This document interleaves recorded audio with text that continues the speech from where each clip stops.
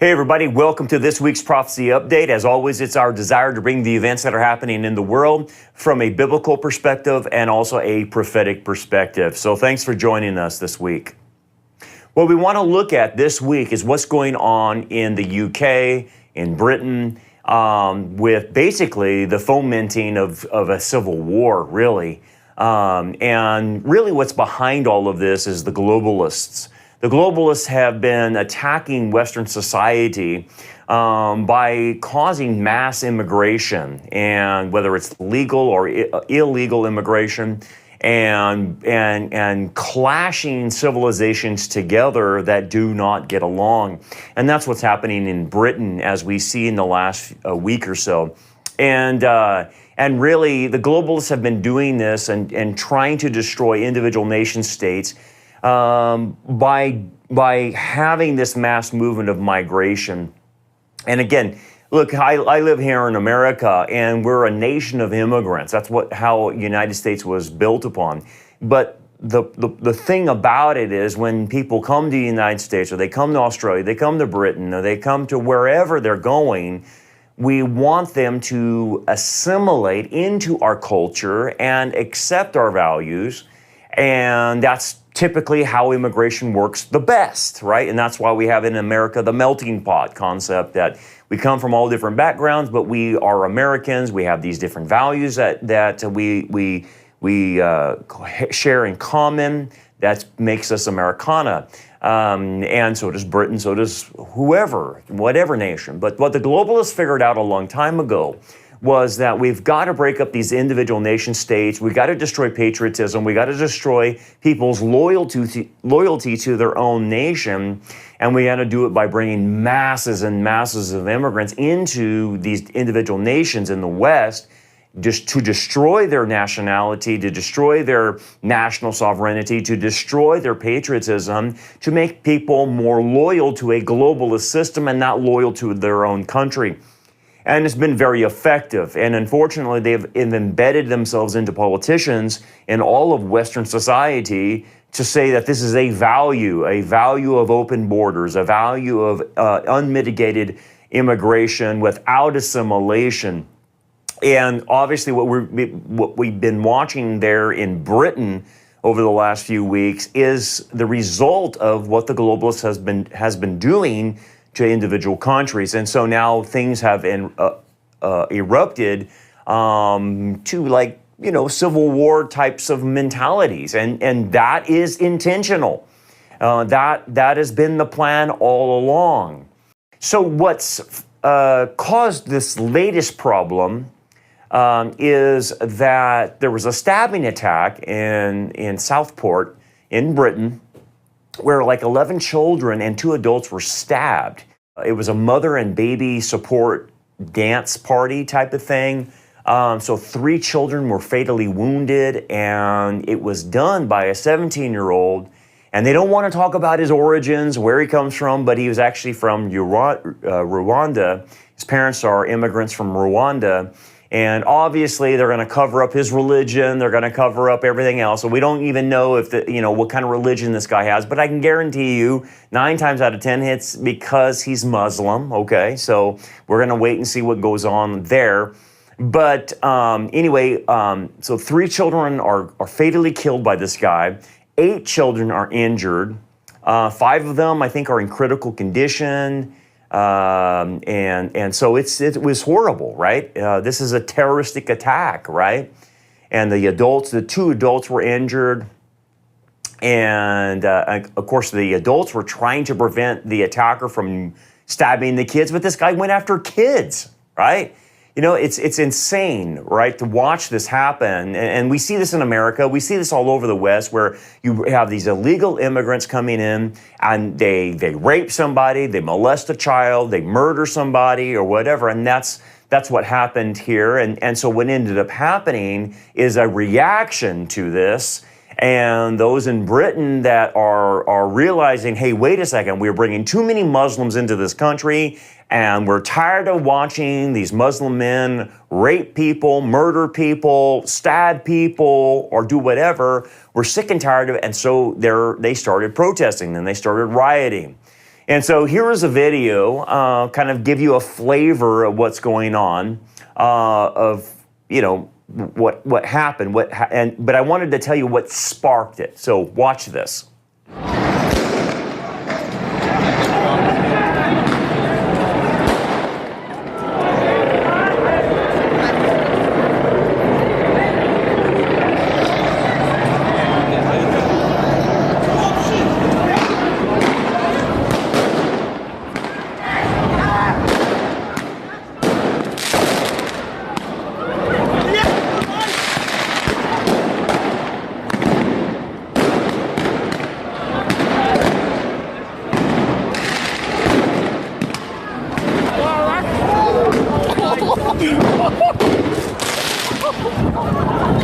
Okay, so as you can see in the video, riots started happening, and again, we're not for people going out and destroying property and attacking people and stuff like that.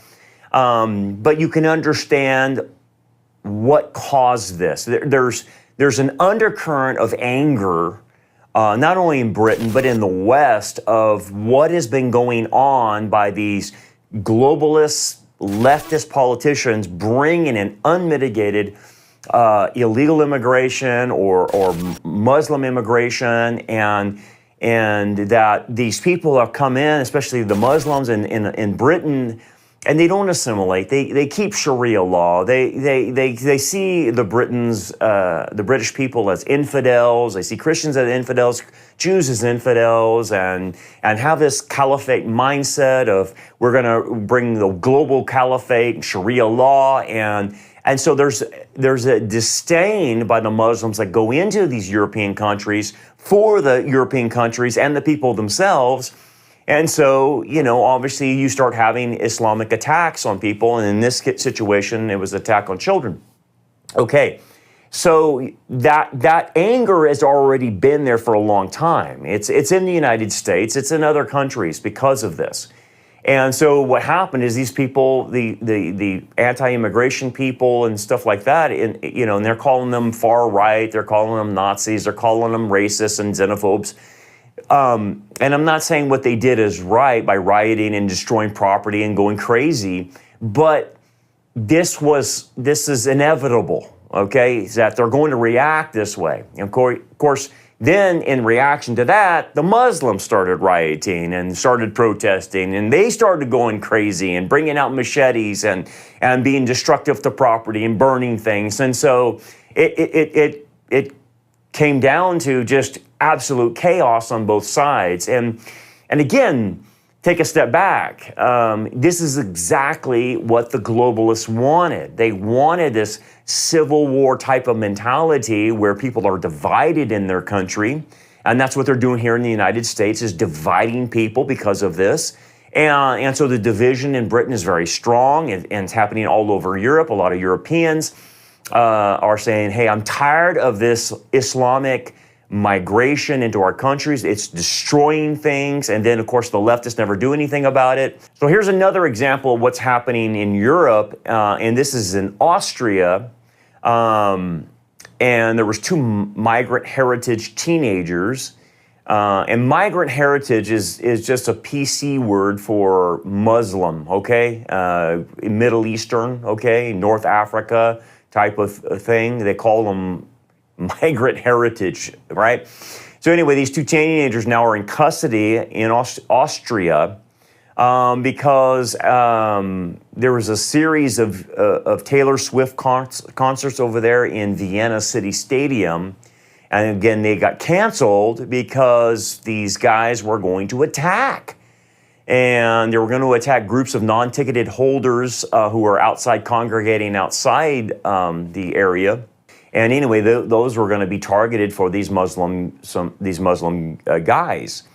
And anyway, they found on them, they were able to nab it, and they found on them functional explosives, machetes were found, and the officers raided their properties. They found machetes, and basically the prime suspect had a bomb plot to kill Taylor Swift fans outside that concert there, and that got revealed.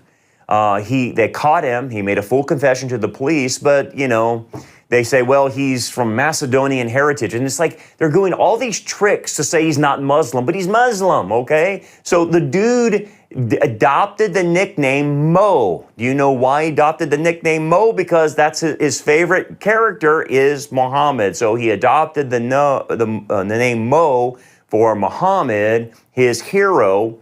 And so we obviously know this guy's Islamic. So instead of calling him Islamic, they call him Macedonia heritage. It's like, what a joke, right?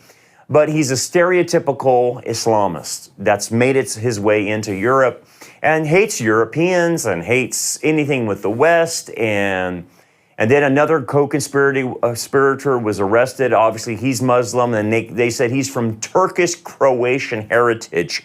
But he's Muslim. That's the whole point. It's ridiculous, right? So anyway, they got him to confess, and he says his goal was to kill himself and the large crowd of people outside of the Taylor Swift concert. Okay, and again, what do we expect? What do they expect, right? It's just this ongoing, you bring in Muslim immigration and they want to practice Sharia law. They see people as infidels and they want to practice jihad. And we're going to bring in the global caliphate by practicing jihad. That's what happens. And so the interesting thing about all of this is when you start probing into, okay, what are the politicians doing? What are the police doing in these situations? What you start finding out is the police are handling things differently when it comes to handling the crimes that the Muslims perpetrate versus the crimes in which, the anti-immigration people do. You start realizing there's a two-tiered approach to justice that's going on in Europe. And so this came to note in Birmingham, which a top police officer has seemingly admitted there is a two-tiered approach for law enforcement towards different ethnicities in Britain. And so when you see this, you realize, wait a second, this is the same thing that we saw in America where the Black Lives Matter mobs or the Antifa mobs, like the cops didn't do anything to them, right? They set up Chaz, which was like a whole portion of the city that they took over, and of course the police, the officials of the city, the mayor didn't do anything about this, and so you had complete anarchy. No one's getting arrested or whatnot, and so when you have the anti-immigrant riots, they're arresting people left and right and all kinds of stuff. But when it comes to Muslims, mobs in England, they handle them differently. I mean, think about this. Even in parts of Europe where Muslim enclaves are, there's no go zones, where the police don't even police the area. I mean, that's insane that has even happened, that we're even saying that. But anyway, it appears there are different standards in how they enforce the law. Well, we're seeing it in America as well, and with criminals in America, they don't get prosecuted. They don't have to pay bail. They're released, and especially illegal immigrants that should be exported back to where their country where they came from. They're just catch and release, and then they go out and commit a crime. And what we have is illegal immigrants committing crime after crime after crime after crime, and they end up killing somebody or raping somebody or molesting somebody.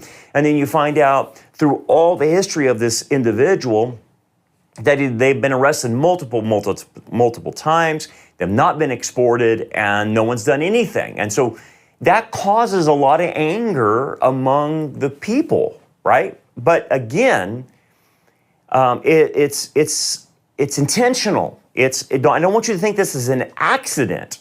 They're intentionally allowing this to happen. They're allowing the criminal behavior to get people charged up and angry so that they will riot and they will cause property damage and they will do things. And like I've always said, it's the Bubba factor. They want to incite Bubba to do something stupid.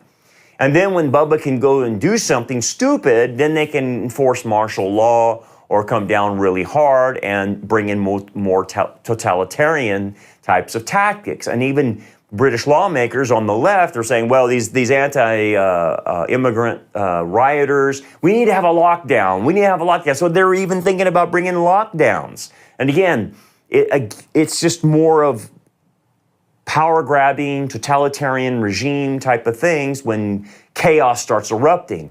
And so it's the globalists that are actually causing the chaos. That's what you have to understand. They're doing this on purpose.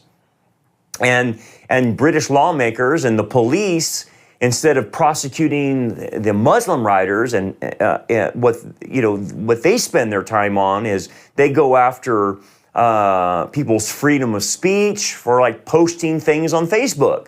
Watch this, these two British police officers getting ready to arrest a guy for posting stuff on Facebook that the British government doesn't agree with. Watch this. Times 20 to 3, 1440, arresting you on suspicion of improper use of the electronic communications network under Section 127 of the Communications Act, okay? So you do not have to say that may harm your defence. Do not mention one question, something which you later are in court. Anything you do say may be given evidence. Do you understand that? So I'm actually being arrested? You're going to be arrested, okay? Right. So you got to the police station. Right. Okay, this is in relation to some comments that you've made on a Facebook page. Okay. Oh, really? Oh, it's a Facebook crime, is it? Okay. Right. So we need to ask you some questions about that. Right. Have you got anything in your pockets? I've got my keys. It's made it, I think, keys. So, anyone who's been arrested, we can search them under Section 32 of the Basic Criminal Tax. Right. That's for dangerous items. You said I was going to be arrested under some what information? I'm going to be arrested for posting on Facebook. Some comments that are offensive, obscene, and people have made a complaint about that, and it's can you tell me what this comment was? Okay, we'll do that when we interview. All right. And so, what am I going to be locked up for the night, or? Hopefully not. So, instead of arresting Muslims, they go after this old guy who posted something on Facebook because it's offensive to somebody. I mean, look, you understand in Europe, they don't have freedom of speech like we do in America, but even in America, freedom of speech is coming under attack. And so you start realizing this is lawfare. So they spend most of their time going through ticky-tacky stuff, freedom of speech stuff, rather than arresting large groups of Muslims who are destroying property and rioting and whatnot. They have no problem arresting, the anti-immigration and what they call the far-right rioters. They have no problem doing that. But hands off if you're Muslim, right? So anyway, then you have this. In terms of immigration and illegal immigration, since the new Labour Party government moved into power, this is in Britain, earlier this month, there's been over 3,000 illegal boat migrants that have crossed the English Channel from France into Britain, and it brings the yearly total up to about 17,000. Britain is small. You just can't just keep flooding in the area with all these migrants that come in illegally on boats. And what are they going to do? It's the same thing on the U.S. border. We have an open border. We have people coming from China. We have people coming from the Middle East. We have people being let out of prisons in Venezuela, Nicaragua, Guatemala, or whatever. We have people being released out of mental asylums and being told to come to the United States through our southern border. And we're obviously a bigger country land-wise than Britain, so you have to scale it back to, the land. But how much can you support? Because these illegals that come into Britain or Europe or that come into the United States, guess what? Our leftist politicians want to pay for them. They want to give them free health care, free education, free this, free that. And guess who pays for that? The people paying taxes. So it creates an anger in the populace when this happens. And again, it's like they want it to happen, and I think that's what my point is. They do want this to happen. And so you can look at it from a political standpoint and say, well, the Democrats or whoever, the leftists want votes. Because generally speaking, illegal immigrants, generally speaking, will vote for whoever gives them aid, okay? So if whatever party is in Britain, whatever party is in Europe that gives them aid, that's typically who they vote for. In the United States, Harvard did a study on this, and they saw that 80% of immigrants, illegal and legal, 80% of them will vote Democratic. And that's typically tied to the aid that they get from the government. So they vote for whoever gives them the aid. So you can look at it on a political level, well, these are just votes. But I'm telling you to look at it on a larger level, that this is a globalist initiative, not just for voting, but it is for destroying a nation. This is for destroying patriotism, destroying national sovereignty. The globalists want a borderless world, okay, for a global government. They don't want anybody loyal to America or Britain or France or whoever. They want them loyal to the system, which will eventually be the beast system, right? That's what they're going for.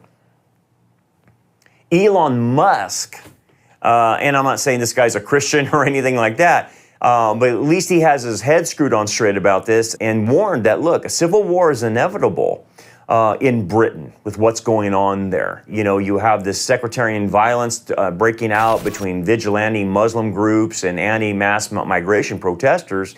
He noted that, and he's right, it will lead to a civil war because people are just going to have enough is enough, and the Bubba factor's coming out, and we're seeing it. But it's not just in Britain. It's going to be seen everywhere. You're going to see it in America. You're going to see it in Australia. You're going to see it in New Zealand. You're going to see it in Canada. There's an undercurrent of anger that people feel powerless about what's happening to their country. And so when you have this powerless population and then you realize that voting, you have to outdo the cheating they do in voting, and even in America, they try to take out, half the population's candidate with the assassination attempt of Donald Trump, which is basically an asymmetrical war because they don't want it to go to a vote. People get mad. And I can tell you this, in America, there is this anger that the globalists have fomented in America. And I don't know what it's going to take to set that thing off. Maybe it's another assassination attempt. Maybe, maybe it's a collapsing economy, whatever. But I've tried to warn people, don't fall prey to them goading you with anger and getting you to react, because that's exactly what they want you to do. They want you to react and go crazy and go nuts and start rioting and destroying property and hurting people. They want you to do that because then they can bring in more totalitarian rule, more control over us, and dictate our lives. So this is exactly what it's meant to do. So when you see these protesters, and I get it, getting mad and angry about so many Muslims in their country, when they react in burning down cars and stuff like that, that's exactly what the globalists want you to do. They're laughing all the way, saying our plan is working perfectly. I agree with the Reform UK deputy leader, Richard Tice, who demanded that all non-British rioters be deported from the country following these days of unrest. But that's never going to happen. And I would say the same thing here in America. When we see these rioters, and they've been on our college campuses going crazy, becoming anti-Semitic, and the reason behind that is because of the Islamic students that have come into our universities and colleges. And Victor Davis Hanson has really exposed this, that, we have a lot of dark money coming into our colleges from, Qatar and Saudi Arabia and other Muslim countries, United Arab Emirates and all these other things, pumping in millions and millions of dollars into our colleges and universities. And therefore, these kids that come from these Middle Eastern countries come into our colleges and universities, and they pay full tuition, and the colleges let them in. And yet, we're shocked when they start rioting at our campuses and becoming anti-Semitic and anti-Jewish and anti-Zion, right? Well, it's the same thing. You pump in these kids that hate your civilization, hate the West, hate Christians, hate Jews, and that's what you get. So we have it here. And my thing, and even I think Victor Davis Hanson said it, and many have said this, let's deport all these kids that are anti-Semitic and send them back to their countries, take away their student visas, and get them out of there.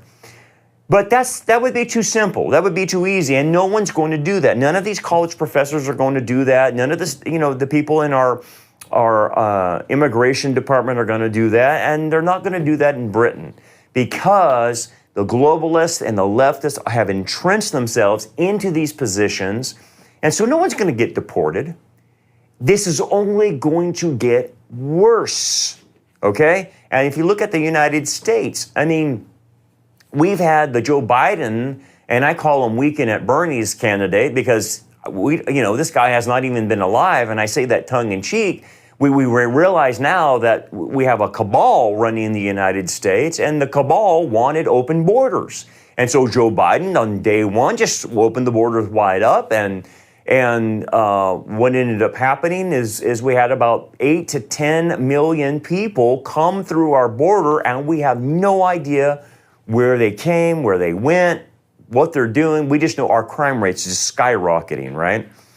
Anyway, there's this article here. The House Oversight Committee Chairman James Comer is investigating Vice President Kamala Harris' role and related that what the Biden administration and Kamala Harris has done in the last 3.5 years has been the worst border crisis in American history. And it's true. It has been the worst border. We have never seen anything like this. And again, like since they took office, the Biden-Harris administration has let all these people come into our country, 8 to 10 million, illegal, and we don't know where they're at, and what has happened in America. We have fentanyl, we have drug cartels controlling our border, we have kids dying because of the drugs, we have criminals all over the place murdering, raping, molesting, you name it, okay? Same thing that Europe is having the problem, we're having the problem because of this illegal immigration, right? So let's take a step back and understand the tactic. So the globalists have been using this tactic, and it's called the Great Replacement theory. And people say, well, that's a conspiracy theory. It's not a conspiracy theory because the immigration into Europe has effectively replaced entire populations in Europe in segments of society. Look, if you go to Paris, if you go to London, man, I call London Londanistan. Paris has been taken over by Muslims. And I've been to these places. I was in a city in Germany last year, and I can't remember where I was at, but I got held over. I didn't catch a plane ride in time, and so I had to stay one night in the city. And I'm in Germany, right? So I'm expecting, German restaurants and things that I would expect to see in German. No, but I didn't. I saw groups of Muslims all over the place. I saw Muslim restaurants. In fact, because there was no place to eat other than a Muslim restaurant, I ended up eating in a place that served Iranian food. And I'm in the middle of Germany. I'm not in the middle of Iran. I'm not in the middle of, I'm in the middle of Europe, Germany, and I can't find anything other than Middle Eastern food served to me by Iranians. And you're saying, well, you're xenophobic. No, I'm not saying I'm xenophobic. I'm just saying they took over at least that city where I was at. And that has been the telltale sign of numerous cities in Europe that have been completely taken over by Muslim populations. And that's what the Great Replacement is. Well, the Great Replacement's happening in all of Western society, and it's happening in America. We have people now coming into our country that do not hold Judeo-Christian values. Some of them hold Sharia law. Some of them, hold, communism, socialism, Marxism, wherever. They don't hold to our society's ideals of Judeo-Christian values. And so they come in, and they bring that, they don't assimilate, and they destroy us. And so we have the greatest division in America than we ever have had. And again, it's intentional, it's a tactic, and we're having problems. So what you have to understand then is where does this go? Okay? Where does this go? And this is where we want to come back to Scripture. And we want to focus in our attention on what Scripture says to give us some bearings on what's the trajectory of this. What's the projection of moving mass immigration into Western societies and trying to destroy them? Well, Daniel chapter 2, verses 40 through 43 gives us a little insight. And this is what I want to break out a little bit so we can have a good understanding. So Daniel in chapter 2 is talking about the four different empires that is predicted to be over Israel until all the way to the second coming. And you remember it's Babylon, Medo-Persia, Greece, and then Rome. Okay. And so that last empire is the beast empire. It's Rome, and Rome basically when you take all the passages together in Daniel chapter 2, Daniel 7, Revelation 13, what you start realizing is that there, I think, are about 5 phases of the Roman Empire that Daniel and John relate to us. So this fourth kingdom has 5 phases. And so the first phase, I'm going off the top of my head, is the united phase that we saw in the first coming under imperial Rome. The second phase will be a 2-legged phase. Rome will be split in 2, which is currently what it is now. You have the western leg in Western Europe, and then you have the eastern leg primarily centered in Russia. And then it goes into a third stage, which will be a global government. And then that global government will then break down into a 10-league global confederation ruled by 10 kings. And then the last stage, the 5th stage, is the Antichrist stage. And then obviously, you know the story behind that. The Antichrist arrests the beast system from the 10 kings. Three of them he kills, 7 submit to him, and then he becomes the solo ruler of the entire global system at the 3.5-year mark of the tribulation. Okay, so we get that understanding from Daniel 2, Daniel 7, and Revelation 13 when you put it all together. But Daniel says something very interesting about the global system and the 10-league confederation, and then that which the Antichrist inherits. And it speaks to what we're talking about right now, okay? So this is Daniel chapter 2, verses 40. We'll start there, and I'll parse it out as we go. And the fourth kingdom shall be as strong as iron, inasmuch as iron breaks in pieces and shatters everything. So we know this about the Roman Empire, that whatever it came in contact with, it just shattered if it got in its way. It just destroyed them. So it's the strongest of the metals. And that is true today, that if you stand in the way of globalism, it just shatters you. And the intention is to shatter you. And right now, the globalist movement is launching, right? It's there, and it's trying to make its way and take over. And that iron is shattering what? Shattering national sovereignty, shattering nation states, that you must bow a knee to this new system that's being employed. And it says, and like iron that crushes, the kingdom will break in pieces and crush all the others. And so that's the idea that wherever Rome goes, it just crushes. That's the strength of it, okay? And so we have that in Jesus' day. We have it in the 2-legged confederation, even to this day, and then eventually the global system. So what we're watching now with this immigration stuff is the globalists, which are part of the system, crushing individual nation states, breaking in pieces. Now, notice it says will break in pieces, shatter. And if you think about like dropping a glass or a vase and it just shatters into pieces, that's what it does. And the other term you actually could use is it divides. It divides and then conquers. So its power shatters, divides, and then breaks into pieces. And so if you want to control individual nation states, you must divide them. That's the tactic, divide and conquer. And they're dividing us through illegal immigration and legal immigration and telling them they don't have to assimilate.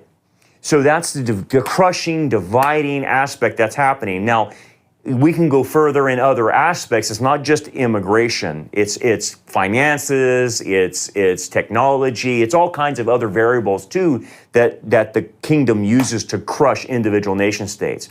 But since we're talking about this immigration problem, that's one of the tactics to crush nations is through this divide and conquer through immigration. In verse 41, it starts saying this, whereas you saw the feet and toes, partly of potter's clay and partly of iron, the kingdom shall be divided.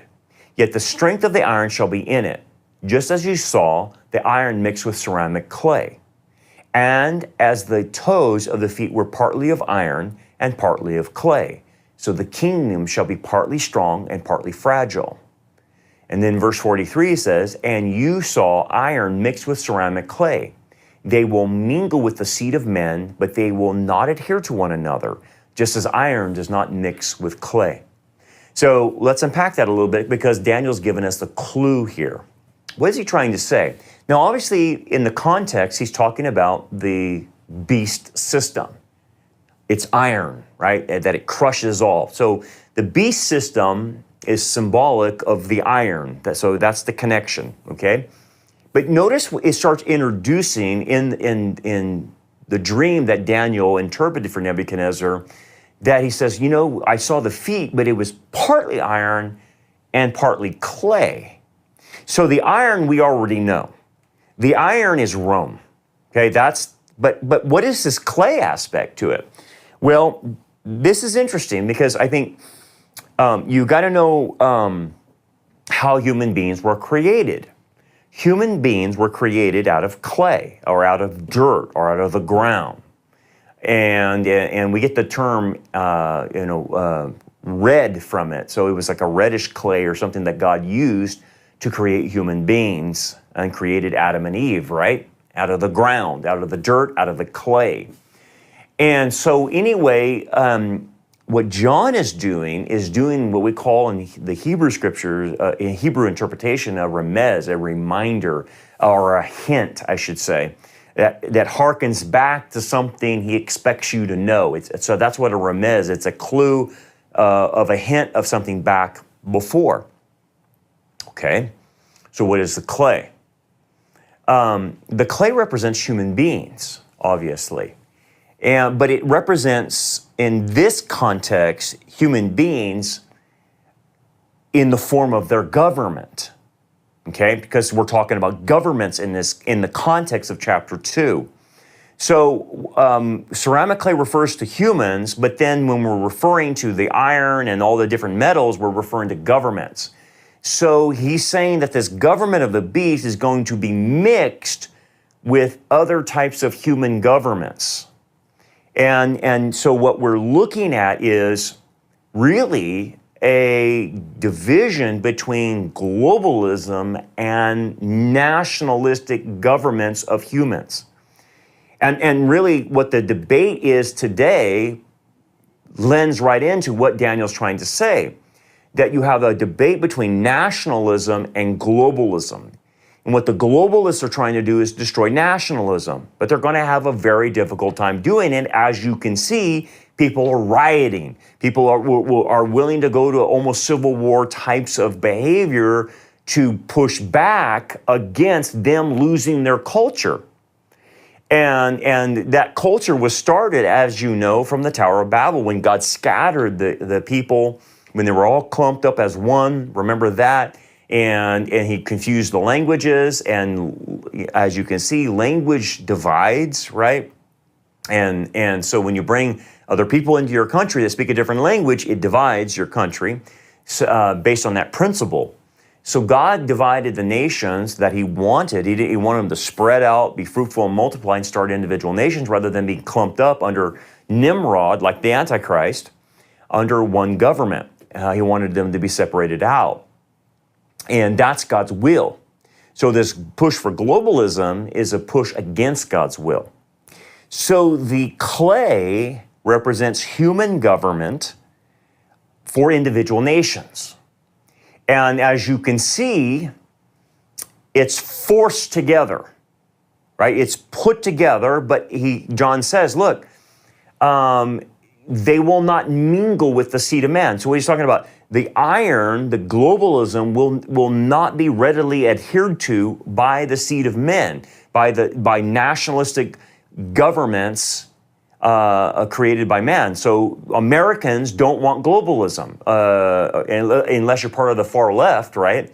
Most British people do not want globalism, and so there's a pushback against that, and that's why they're not adhering together.